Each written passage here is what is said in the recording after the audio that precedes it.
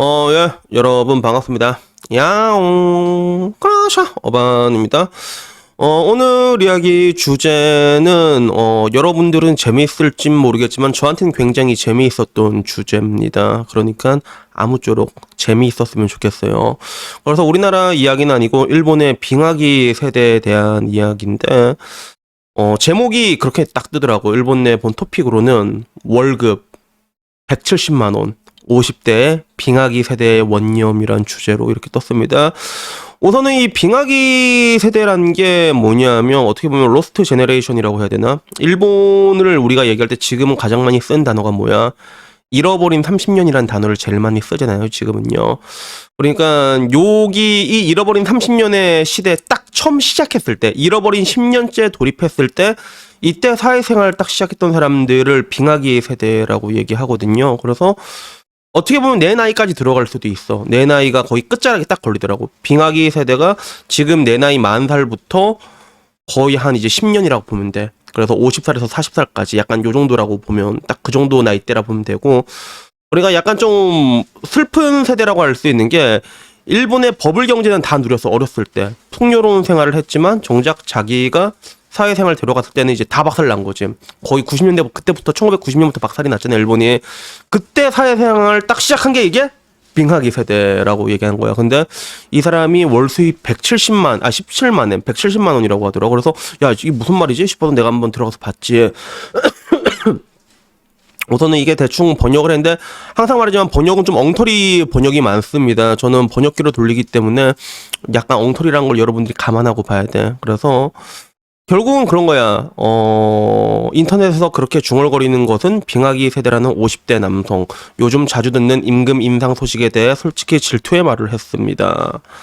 정규직이 되는 것은 포기하고 있다. 젊은 시절 고용 환경이 나쁘다는 핑계로 비정규직에 만족했다는 반성도 있다고는 합니다. 그러나 견딜 수 없는 생각에 장래에 대한 불안이 크다. 그래서 야, 이씨, 엉터리 일본어다, 그치?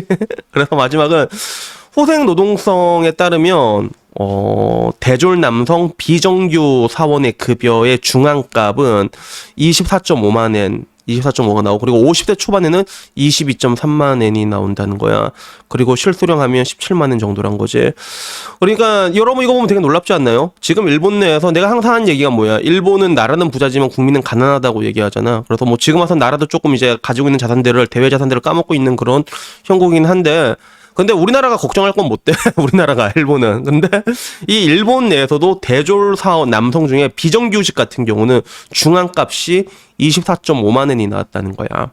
그리고 이 중에 50대 초반은 22.3만 엔이니까 딱 가운데 있는 중위소득이라고 말할 수 있지. 그러니까 우리나라도 중위소득이 딱 따지면 240 정도 나오잖아, 그치? 우리나라랑 똑같다고 볼 수 있어. 중위소득만 따졌을 때는. 대한민국도 중위소득이 지금 딱 240 정도로 내가 알고 있는데, 근데 일본이랑 다른 거는, 일본은 실수령 세금 다 떼잖아.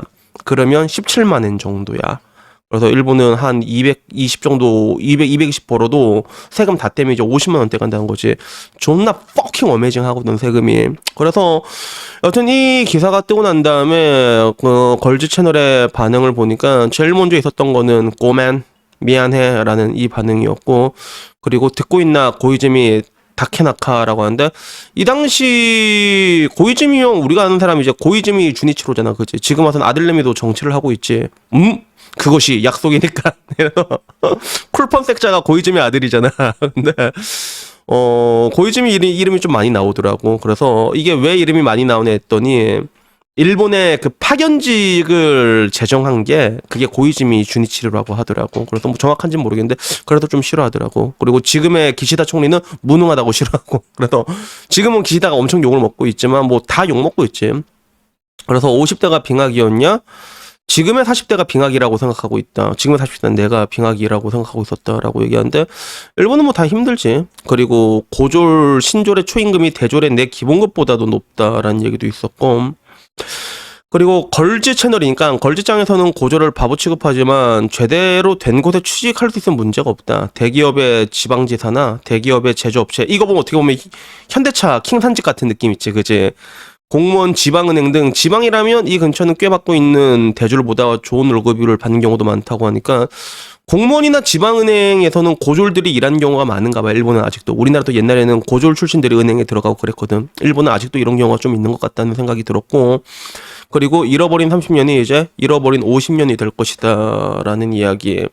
그리고 그 이전에는 발달장애가 있는 사람이라도 정규직이 될 수 있었습니다라고 얘기하는데, 사실 그래, 이게 대한민국의 고용구조는 어떻게 보면 일본에서 따온 거란 말이야. 그리고 일본의 고용은 기본적으로 종신고용이었거든. 일본은 종신고용이었단 말이야. 근데 일본도 그 법을 그게 터지고 나서, 그러니까 비정기적으로 이제 바뀔 수밖에 없었던 거야. 그게 그런 식으로 이제 노동 유연화라는 게 중요하니까 변하게 된 거. 그래서 한편으로는 빙하기 세대만은 안락사를 인정했으면 좋겠다 라는 이야기부터 이제 연금 걱정하는 거.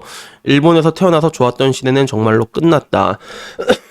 그래서 옛날에 내가 어렸을 때 보면 진짜 일본도 자기 일본의 미래에 대해서 엄청나게 자부심을 가지고 있던 세대가 있었어. 그래서 아직도 기억나는 게 그 옛날에 모닝 무스메란 그룹이 있었거든. 그래서 우후 이렇게 진짜 좀 이렇게 치는데 걔네 가사가 보면 일본의 미래는 전 세계가 부러워한다. 예예예 막 진짜 이랬거든. 근데 일본이 잘 나가던 시대가 분명히 있긴 있었는데, 근데 이게 결국에는 무너져 내린 거지. 정확히 말하자면 플라자 합의 때부터 시작된 거대한 스노우볼이라고 하는데, 그 뒤로도 파견법 개정을 하는 고이즈미 주니치로가 나쁘다라는 얘기가 있으면서 전반적으로 이 빙하기 세대에 대한 안타까운 마음을 표했습니다. 그리고 뭐 저는 이걸 보고 어떤 생각을 했냐면, 사실 이제 이 빙하기 세대라는 게 우리나라가 이제부터 겪게 될 하나의 문제라고 보거든. 그래서 뭐 지금도 안 좋다지만 사실상 경기 침체된 대한민국이 지금부터 시작이란 말이야. 그렇게 되면 지금도 안 그래도 대한민국에도 뭐 파견법 이런 거 얘기 많잖아. 이런 거 되게 많긴 많은데 고용 상황이나 이런 게 더 안 좋아지게 되면, 그러면 지금도 안 그래도 대한민국 노동 구조 자체가 사람을 갈아넣는 구조로 이루어지고 있잖아. 근데 이게 더 안 좋아지게 되겠죠. 근데 문제는 경기라는 게 완전히 박살나게 되면, 그러면 그때는 또 사람들이 헐값에 또 노동시장에 나가는 것도 현실이거든. 그래서 어디서부터 어디까지가 이게 노동에 대해서 나도 이제 법적으로 많이 생각을 하긴 하는데, 요 근래 뭐 69시간 얘기도 엄청 많고 그런 것들이 있잖아. 근데 이거를 딱히 뭐 이렇게 파견법이나 이런 게 나쁘다 좋다라고 말하기는 애매한 분들이 있거든. 그래서 대한민국에서도 내가 실제로 생각할 때 가장 악법이라고 생각하는 게 난 그거야. 비용신 같은 그 포괄임금제하고, 그리고 이제 그 어떻게 보면 파견법이라고 할 수 있지. 이런 것들도 약간 병신 같은 게 있는데, 근데 포괄임금제는 정말 병신 같은 부분이 많지만 파견법에 대해서는 이 부분에 대해서 또 애매한 부분 역시 공존하거든. 그래서 뭐 미국 같은 데는 레이오프 한번 들어가면 다음날 출근할 때 이게 딱 안 되면 해고당하고 이런 게 있잖아. 그러니까 그런 식으로 노동 유연화라는 게 필요한 부분도 어느 정도는 있단 말이야. 근데 또 한편으로는 그런 고용의 부분적인 부분에 있어서도 좀 완전 고용이라는 것들을 종신까지 해주는 그런 것도 어느 정도 필요한 부분들도 분명히 있거든. 근데 이 가운데서 균형을 잡는다는 게 내가 봤을 땐 되게 어려운 부분들이 있는 것도 사실이야. 그래서 항상 노동법 개정할 때마다 이런저런 얘기들이 많잖아. 그래서 여튼간에 뭐 사실 그래요. 이 부분에 대해서는 내가 모르니까 뭐라고 얘기할 수 있는 부분들이 많이 없긴 한데, 근데 한 가지 확실한 건 되게 안타깝다는 거지. 지금 50대 비정규직 중위값이 월급 170만 원을 받는다는 거예요, 일본이. 여러분 일본 살아보셨어요?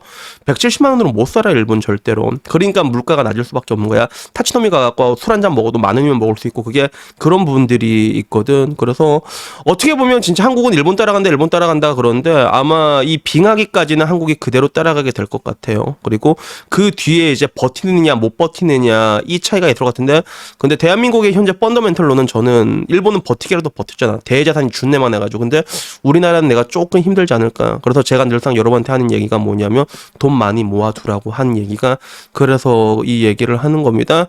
그래서 여튼 뭐 오늘 이야기는요 여기까지고요. 근데 좀 되게 아이러니한 게, 그 아까 말했던 빙하기 세대라고 했잖아. 지금 빙하기 세대. 그 뒤에 온 게 뭐냐면 사토리 세대거든. 근데 사토리 애들은 결국에는 취업이고 뭐 포기하고 뭐 대충 살잖아. 인생에 욕심이 없어. 대신에 행복도가 버블 경제 시대에 있던 사람들보다 더 높게 나오는 되게 아이러니한 결과가 나왔거든. 그래서 저는 뭐 그렇게 생각해요. 뭐 이렇게 잘 살든 못 살든 앞으로 대한민국 되게 힘들어지겠지만, 근데 그 가운데서 여러분 이상 여러분만 좋으면 장땡이라고 내가 얘기를 많이 하잖아. 그러니까 뭐 어떻게든 잘 적응하셔가지고 제가 늘상 말한 그런 내면의 평화를 찾으셨으면 좋겠습니다. 그래서 여튼 뭐 오늘 이야기는요 여기까지고요. 오늘도 마치기 전에 복돌이 여기 자꾸 왜 잘짱거리냐. 야 일로 와 복돌아. 우리 복돌이 보여주면서 자 우리 복돌이를 보여주면서 또 오늘 칙칙칙칙 우리 복들이 보이면서 여러분들도 항상 말하죠. 고양이는 여러분들의 내면의 평화를 찾는 데 많은 도움이 되거든요. 그러니까 여러분들도 고양이를 기르셔서 저처럼 독신남이 강제 독신남이 되시길. 아 근데 고양이 이름 이제 강제 독신 되는 그런 게 진짜 있다. 그러니까 내가 얘기는 하지만 좀 결혼 같은 거 완전히 포기하잖아. 그럼 그때 기르는 게 좋은 것 같아 고양이는. 그래서 여튼 뭐 오늘 이야기 여기까지고요. 다음에 좀 더 좋은 이야기로 찾아뵙도록 하겠습니다. 이상입니다. 감사합니다. 야옹.